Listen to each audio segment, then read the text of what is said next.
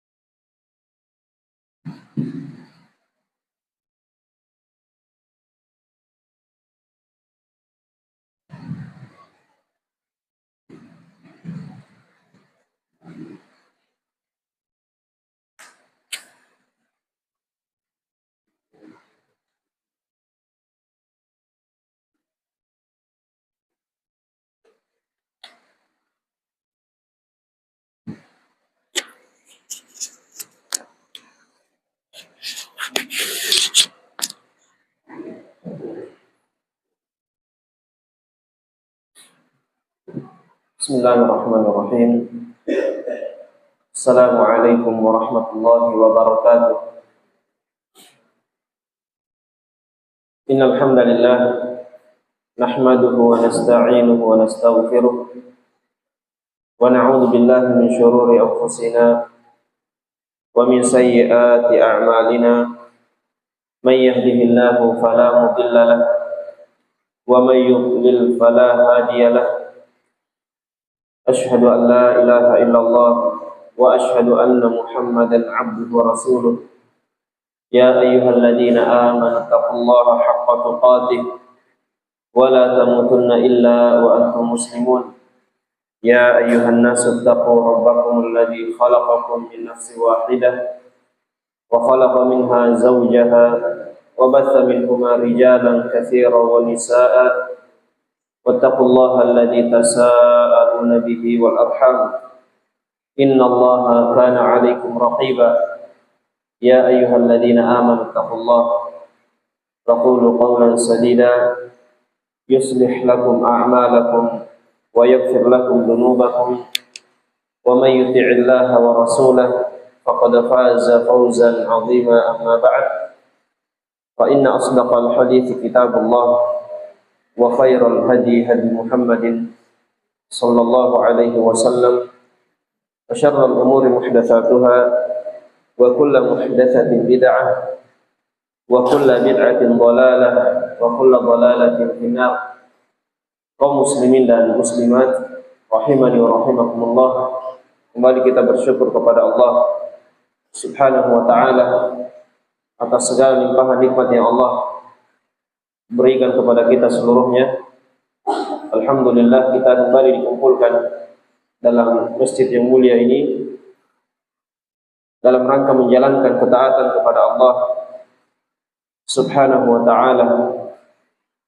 Dan setelah kita melaksanakan salat maghrib secara berjamaah, maka kita manfaatkan waktu yang ada pada salat maghrib sembari menunggu salat al-isya, mengisinya dengan bermajelis ta'lim, yang mana majelis ta'lim itu merupakan sebab seorang dirahmati oleh Allah Subhanahu wa ta'ala, sebab seorang mendapatkan kebaikan demi kebaikan, dan sebab seorang mendapatkan keberkahan dari Allah Subhanahu wa ta'ala. Kaum muslimin dan muslimat rahimani wa rahimakumullah, di malam hari ini insyaallah ta'ala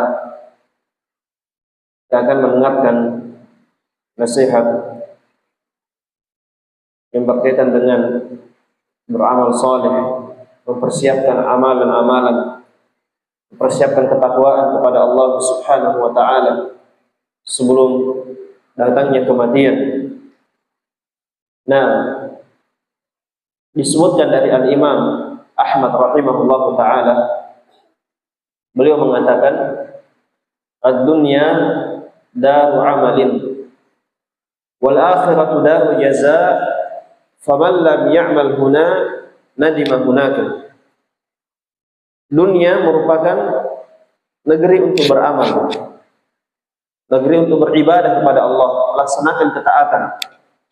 Wal akhiratu, dan akhirat adalah negeri jaza, negeri balasan. Barang siapa yang tidak beramal di sini, itu di dunia, nadima hunak, maka ia akan menyesal di sana, yaitu menyesal di negeri akhirat. Maka ini merupakan nasihat dari beliau, pengingat dari beliau kepada kaum muslimin. Barakallahu fikum. Pengingat kepada sahabat beliau, murid beliau, yakni diingatkan bahwasanya dunia ini merupakan negeri untuk beramal, mengumpulkan bekal-bekal amalan saleh, ketakwaan kepada Allah Subhanahu wa ta'ala, dan nanti di akhirat disitulah negeri balasan, akan dibalas seluruhnya oleh Allah Subhanahu wa ta'ala. Maka bekal apa yang terbaik ya mas sekalian, yang kita persiapkan di kehidupan dunia ini, yang pasti kita akan tinggalkan? Maka bekal yang terbaik adalah ketakwaan kepada Allah Subhanahu wa ta'ala, amalan-amalan saleh. Allah Ta'ala berfirman, wa tazawwadu fa inna khairaz zadit taqwa. Berbekallah kalian, karena sesungguhnya sebaik-baik bekal adalah ketakwaan. sebaik-baik bekal adalah ketakwaan. Yani amalan-amalan soleh, ibadah kepada Allah Subhanahu wa taala.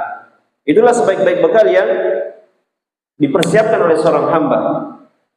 Nah, maka dalam perkataan Al-Imam Ahmad rahimahullah juga mengingatkan bahwasanya seorang akan meninggalkan kehidupan dunia, akan dibalas seluruh amalan yang dia kerjakan di dalam kehidupan dunia. Tidak ada yang sia-sia, tidak ada yang luput, pasti akan dibalas oleh Allah Subhanahu wa taala.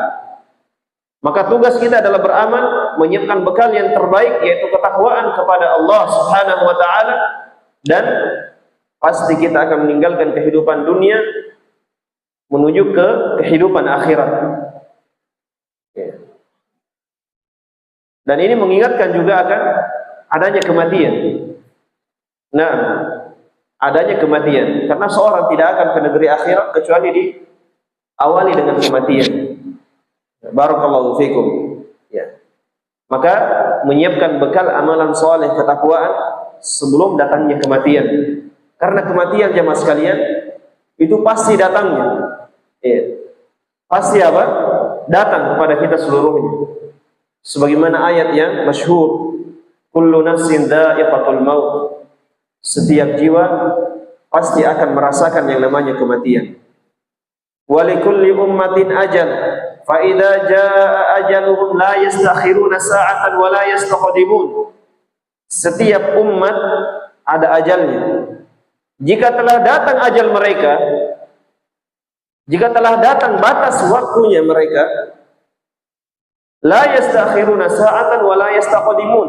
Mereka tidak akan mampu mengakhirkan dan tidak akan mampu mengedepankan kematiannya. Kalau sudah datang ajalnya di waktu yang telah ditentukan, maka ia akan meninggal di waktu yang telah ditentukan tersebut. Tidak akan diundur. Mereka tidak akan bisa mengundurnya. Nah, walaupun minta kepada Allah diundur, dikembalikan kepada kehidupan dunia untuk beramal saleh, tidak akan diberikan. Karena kehidupan jamaah sekalian, di kehidupan dunia itu hanya sekali. Ketika sudah datang ajalnya, tidak akan diundurkan walaupun sesaat. Tidak akan diberikan waktu untuk beramal saleh.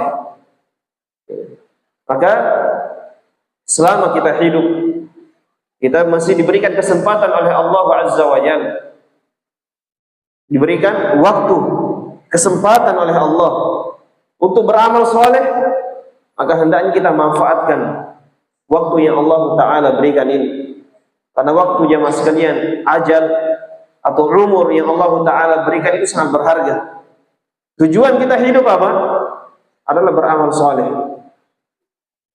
Tujuan utama kita hidup adalah untuk beribadah kepada Allah Subhanahu wa taala. Nah, dan kematian itu sesuatu yang pasti, telah kita sebutkan dalilnya. Maka jemaah sekalian, kami akan menyebutkan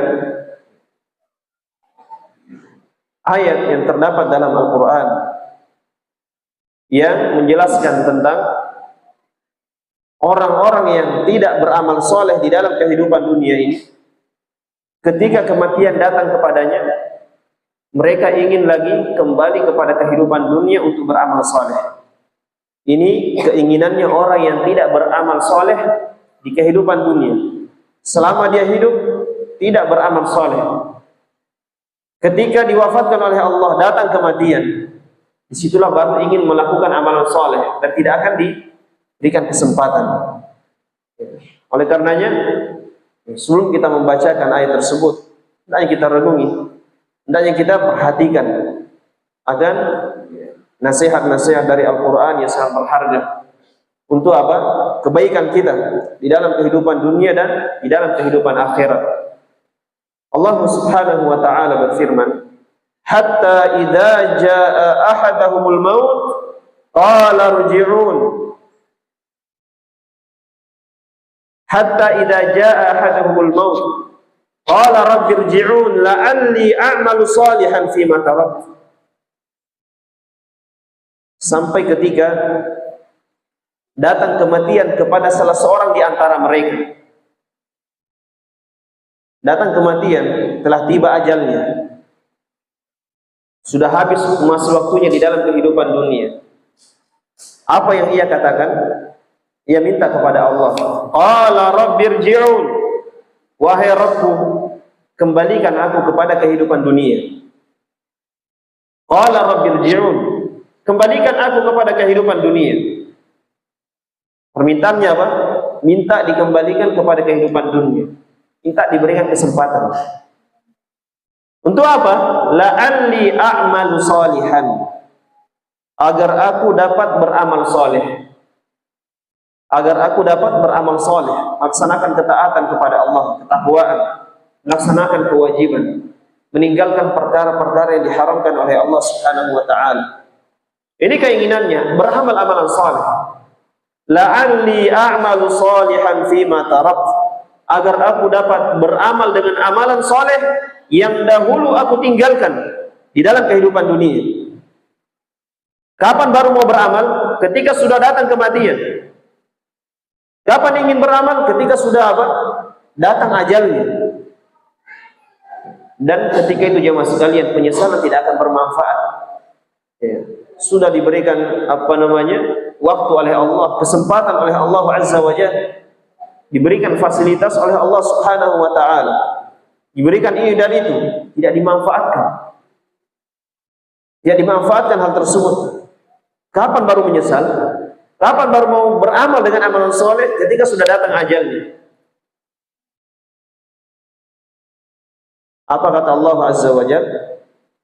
Kalla innaha kalimatun huwa qailuha. Sekali-kali tidak. Itu hanyalah ucapan yang diucapkannya saja. Tidak akan bermanfaat ucapan tersebut. Bagaimanapun dia minta kepada Allah Azza wa Jalla untuk dikembalikan kepada kehidupan dunia, tidak akan diberikan. Karena yang namanya orang yang sudah meninggal tidak akan kembali kepada kehidupan dunia. Sudah tiba ajalnya, sudah habis masa waktunya. Nanti dibangkitkan di hari kiamat kelak. Ya. Maka walaupun dia minta kepada Allah, bahkan apa? Meminta dengan kata Rabb. Qala rabbirji'un, wahai Rabbku, wahai yang telah menciptakanku, wahai yang telah mengaturku, wahai yang memberikan aku rezeki, kembalikan aku kepada kehidupan dunia, agar aku dapat beramal dengan amalan soleh yang dahulu aku tinggalkan. Nah, maka kita yang masih hidup jemaah sekalian memiliki kewajiban-kewajiban, memiliki tanggung jawab, memiliki keharusan. Nah, kewajiban untuk beribadah kepada Allah Azza wa Jalla, kewajiban untuk melaksanakan ketaatan kepada Allah Subhanahu wa taala. Nah, juga disebutkan dalam surah Al-Munafiqun. Nah, di dalam surah ini, di akhir-akhir surah, Allah Subhanahu wa taala menyebutkan terkait dengan amalan saleh, yang mana amalan saleh ini baru ingin dilakukan ketika sudah datang kematian. Ada kemiripan dengan ayat yang telah dibaca sebelumnya.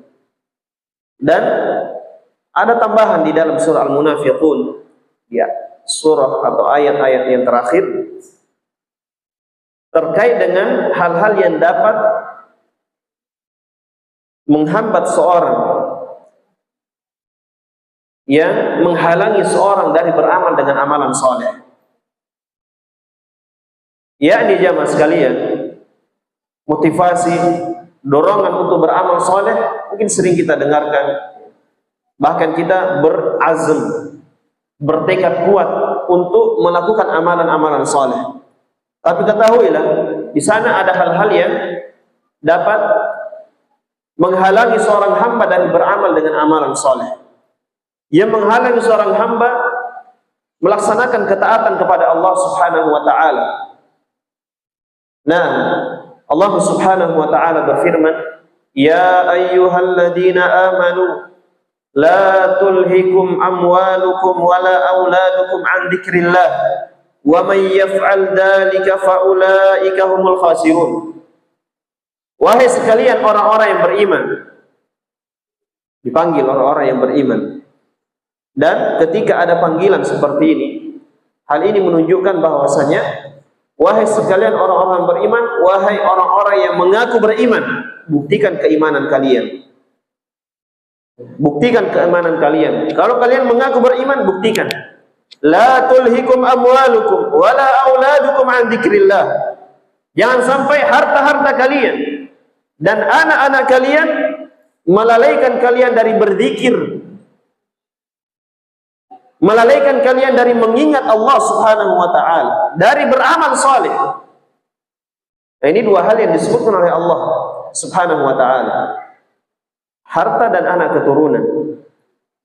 Dan ada ayat yang lain yang menunjukkan bahwasanya harta dan anak keturunan ini merupakan fitnah, merupakan ujian bagi manusia, digandengkan. Padahal apa? Masih banyak ujian yang lainnya. Masih banyak hal-hal yang bisa menghalangi seorang dari beribadah kepada Allah Azza wa Jalla. Masih banyak yang lain. Tapi kenapa dua ini disebutkan?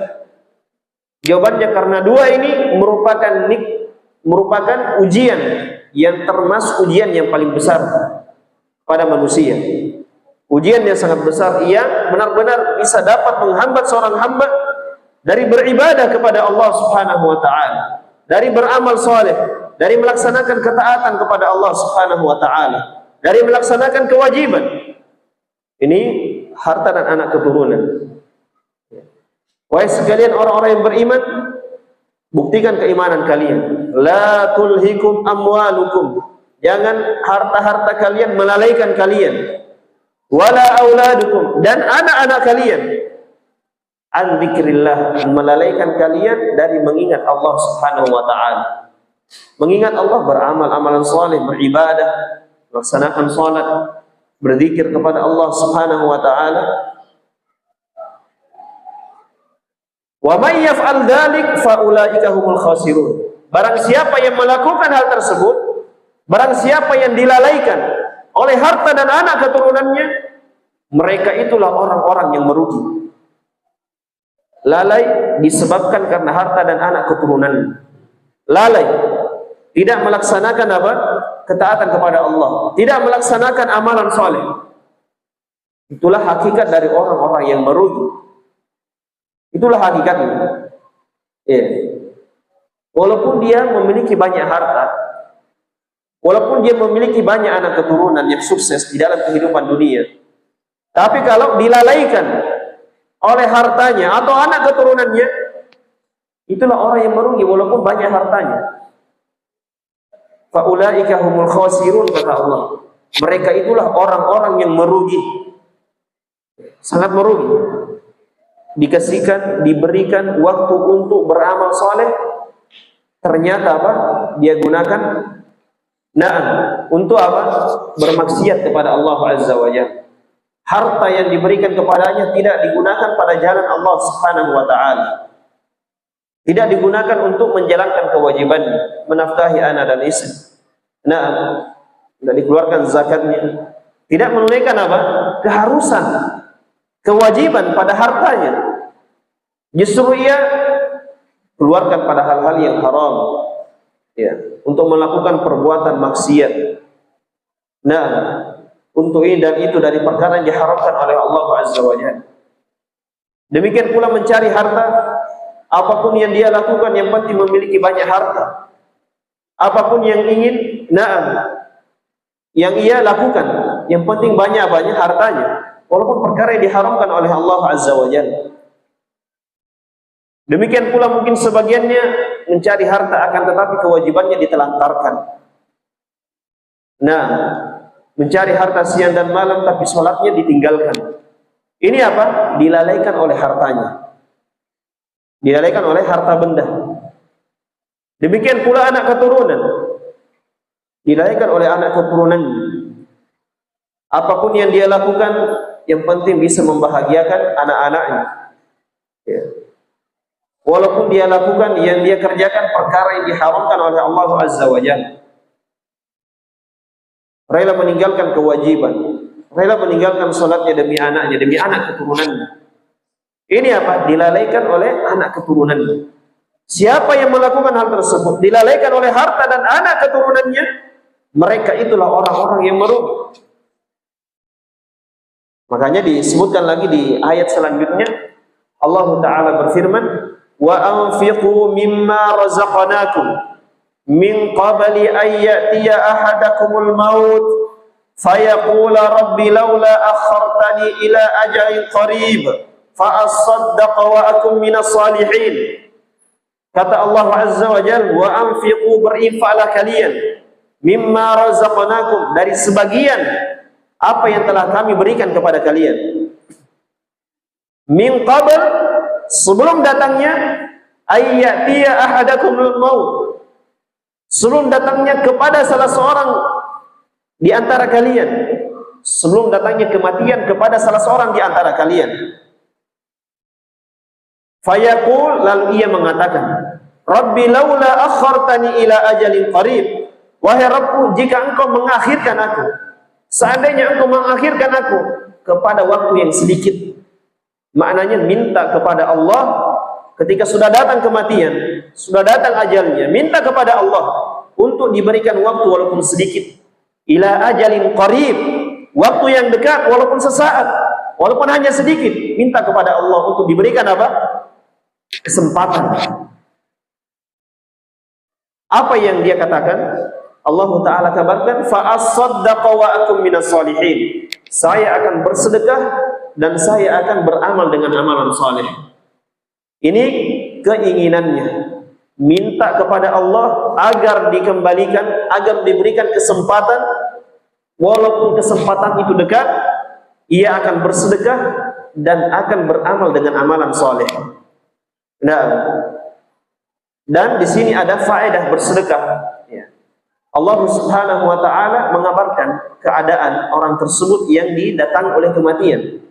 Ia akan bersedekah ketika diberikan waktu oleh Allah Azza wa Jalla, diberikan kesempatan oleh Allah bersedekah dan beramal dengan amalan saleh.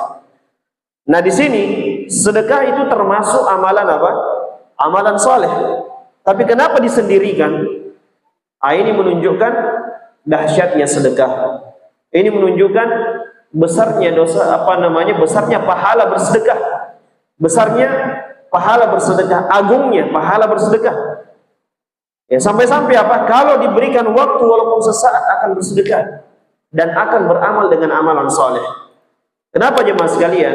Seperti kita ketahui, ya, banyaknya pahala yang akan didapatkan oleh orang yang bersedekah. Apalagi sedekahnya pada jalan Allah Azza wa Jalla. Ya, pembangunan masjid, pembangunan tempat belajar, sehingga ketika dia membangun hal tersebut, orang yang beribadah di dalamnya, orang yang melakukan amalan di dalamnya, dia juga akan dapat apa? Pahalanya. Nah, ia bantu penuntut ilmu untuk menuntut ilmu, sehingga penuntut ilmu tersebut beramal, berhasil di dalam menuntut ilmu. Penuntut ilmunya dapat pahala. Orang yang bersedekah juga tadi yang menjadi sebab ia berhasil juga akan mendapatkan pahala. Nah, sedekah jariah. Walaupun dia telah meninggal, orang ini yang bersedekah walaupun telah meninggal, terus menerus akan mendapatkan pahala. Terus menerus akan mendapatkan pahala. Bersedekah untuk tempat belajar mengaji. Semua yang belajar mengaji di dalamnya mendapatkan pahala misalnya, maka orang yang bersedekah yang memfasilitasi, yang menjadi sebab terselenggaranya hal tersebut, nah, dengan hartanya akan apa? Dapat pahalanya juga. Walaupun dia telah meninggal, tetap mengalir pahalanya selama sedekahnya bermanfaat.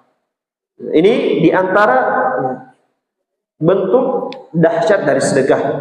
Nah, maka di dalam ayat ini, dalam surah Al-Munafiqun, Allah Subhanahu wa Ta'ala bahkan memerintahkan, wa anfiqu, berinfaklah kalian, mimma razaqnakum, dari sebagian, bukan seluruhnya. Allah Ta'ala mengatakan, mimma razaqnakum, dari sebagian apa yang telah kami berikan kepada kalian. Diingatkan lagi, ya, harta yang ada pada kalian itu adalah pemberian dari Allah Azza wa Jalla. Dan Allah Ta'ala yang memberikan harta tersebut, rezeki tersebut, memerintahkan kepada kita, ya, untuk mengeluarkannya walaupun sedikit, sebagian, bukan seluruhnya.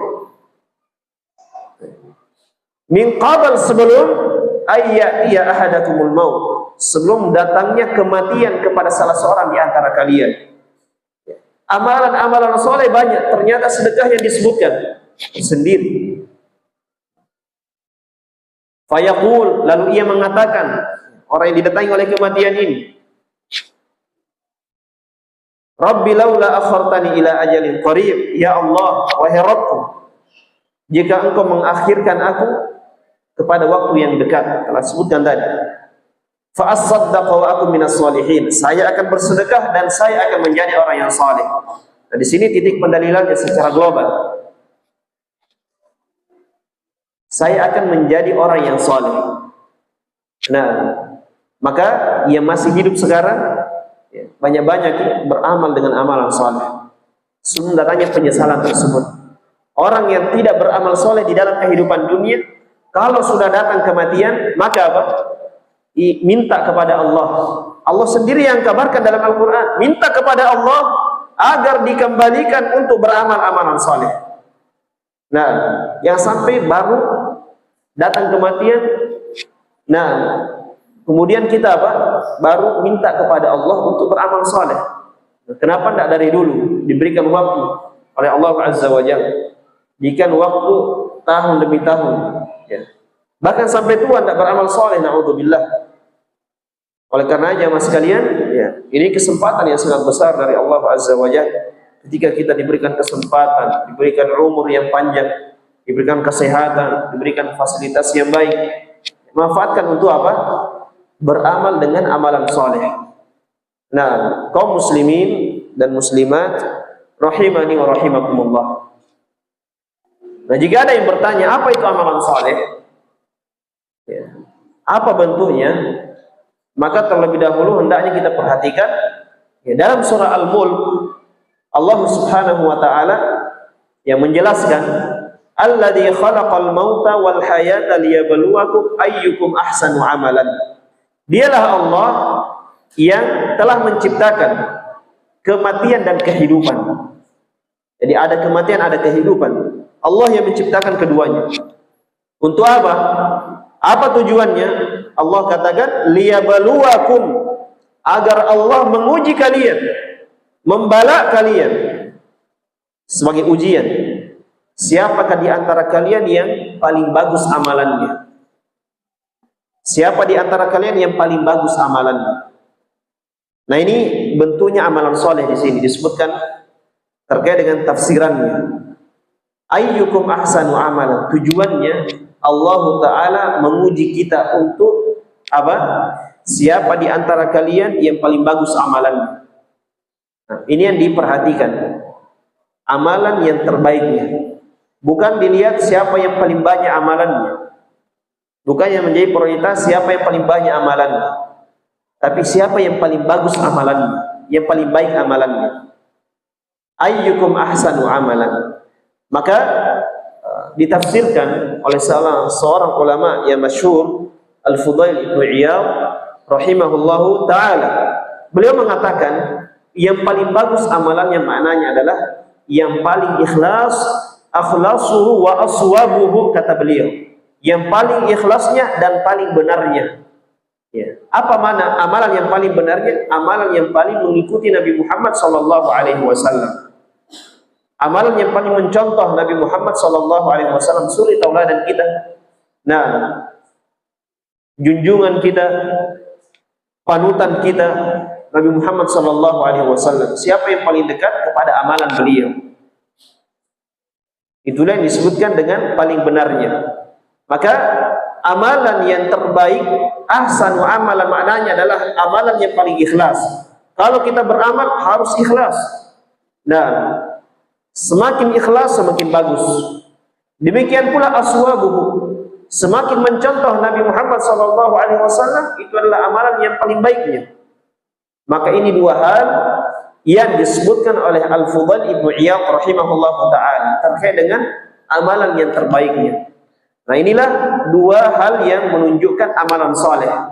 Amalan yang ikhlas dan amalan yang mengikuti Nabi Muhammad SAW, itulah amalan-amalan soleh. Itulah amalan-amalan soleh. Karena amalan itu jamaah sekalian banyak. Amalan artinya perbuatan, pekerjaan. Tapi yang diinginkan adalah harus amalan soleh, bukan hanya sekedar amalan. Ya, bukan apa hanya sekedar amalan. Oleh karenanya disebutkan dalam Al-Quran, dalam akhir dari surah Al-Kahfi, Allah Subhanahu wa ta'ala berfirman, "Faman kana yarju liqa'a rabbih falyamal amalan salihan wa la yusyrik bi'ibadati rabbih ahada." Kata Allah Azza wa Jalla, "Faman kana yarju liqa'a rabbih," maka barang siapa yang mengharapkan perjumpaan dengan Rabb-Nya, mengharapkan berjumpa dengan Allah Subhanahu wa ta'ala. Maknanya disebut oleh sebagian ulama, barang siapa yang ingin memandang kepada wajah Allah Subhanahu wa ta'ala, kenikmatan yang paling besar.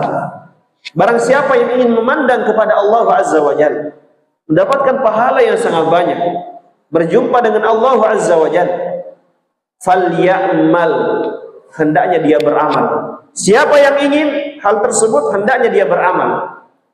Apakah sampai sini? Jawabannya tidak. Falyamal amalan salihan, hendaknya dia beramal dengan amalan yang saleh. Apa itu amalan saleh? Jawabannya kembali kepada surah Al-Mulk tadi. Ahsanu amalan, amalan yang paling baik. Apa itu amalan yang paling baik? Kembali kepada tafsirannya Al-Fudail Ibnu Iyad, yang paling ikhlasnya dan paling mencontoh Nabi Muhammad sallallahu alaihi wasallam. Itu amalan saleh namanya. Faman kana yarju liqa'a rabbi falyamal amalan salihan, hendaknya dia beramal dengan amalan saleh. Ya, amalan itu banyak, tapi yang diinginkan adalah amalan saleh. Nah, wala yusyrik bi'ibadati rabbih ahada, dan jangan sekali-kali ia melakukan kesyirikan kepada Rabb-Nya, kepada Allah Azza wa Jalla.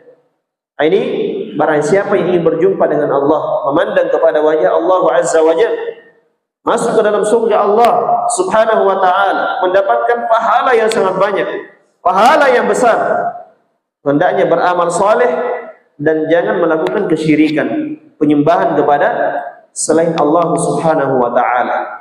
Nah, kaum muslimin dan muslimat rahimani wa rahimakumullah. Nah, kita kembali tadi kepada surah Al-Munafiqun. Nah, di sini Allah Azza wa Jalla telah menjelaskan ya, keadaan orang yang didatangi oleh kematian, yang ternyata keinginannya setelah datangnya kematian ingin kembali kepada kehidupan dunia, diberikan kesempatan untuk beramal saleh. Di ayat selanjutnya Allah Subhanahu wa ta'ala berfirman di akhir surah Al-Munafiqun, "Wa la yu'akhirallahu nafsan idza jaa ajaluha." Allah Subhanahu wa ta'ala tidak akan mengakhirkan satu pun jiwa jika telah datang ajalnya. Tidak akan diakhirkan. Nah, dan ini juga terdapat dalil bahwasanya orang yang telah meninggal, telah datang ajalnya, tidak akan kembali kepada kehidupan dunia, tidak akan diberikan kesempatan yang kedua. Nah, baru di situ menyesal, penyesalannya tidak bermanfaat. Bahkan kalau minta kepada Allah, berdoa kepada Allah Subhanahu wa ta'ala agar dikembalikan kepada kehidupan dunia dengan niat yang bagus untuk beramal saleh, untuk bersedekah, tidak akan dikembalikan oleh Allah Subhanahu wa ta'ala. Allah Ta'ala tegaskan, "Wa la yu'akhirallahu nafsan idza jaa ajaluha." Allah Ta'ala tidak mengakhirkan satu pun jiwa. Tak ada yang diakhirkan, satu pun jiwa tidak ada. Idza jaa ajaluha, jika telah datang ajalnya. Jika telah datang ajalnya, batas waktunya.